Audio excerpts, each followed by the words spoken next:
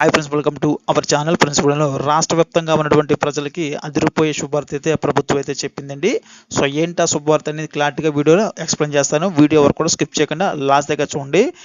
AP ప్రభుత్వ ఆసుపత్రుల్లో ప్రసవం అనంతరం డిశ్చార్జ్ సమయంలోనే జనన ధృవీకరణ పత్రాలు జారీ చేయాలని వైద్య శాఖ ప్రత్యేక ప్రధాన కార్యదర్శి కృష్ణబాబు అధికారులను ఆదేశించారు. జనన మరణ ధృవీకరణ పత్రాల జారీకి సంబంధించి అమల్లోకి వచ్చిన కొత్త విధానంపై ప్రజల్లో అవగాహన కల్పించాలన్నారు.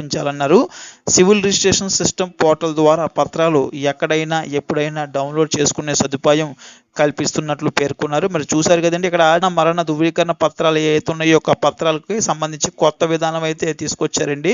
సో మనకి సివిల్ రిజిస్ట్రేషన్ సిస్టమ్ పోర్టల్ ద్వారా అయితే ఈ యొక్క పత్రాలు అయితే ఎప్పుడైనా ఎక్కడైనా డౌన్లోడ్ అయితే చేసుకునే సదుపాయం అయితే కల్పిస్తున్నట్లు పేర్కొన్నారు. అదేవిధంగా ప్రభుత్వ ఆసుపత్రిలో ప్రసవానంతరం డిశ్చార్జ్ సమయంలోనే జనన ధృవీకరణ పత్రాలు అయితే జారీ అయితే చేయనున్నారండి. సో కొత్త విధానాన్ని అయితే ప్రవేశ పెట్టనున్నారండి. ఈ యొక్క విధానం అనేది రాష్ట్ర ప్రజలకి గుడ్ న్యూస్ అని చెప్పుకోవచ్చు. సో ఇది ఫ్రెండ్స్, వీడియోలో ఇలాంటి అప్డేట్స్ కోసం మన ఛానల్ సబ్స్క్రైబ్ చేయండి, లైక్ చేయండి.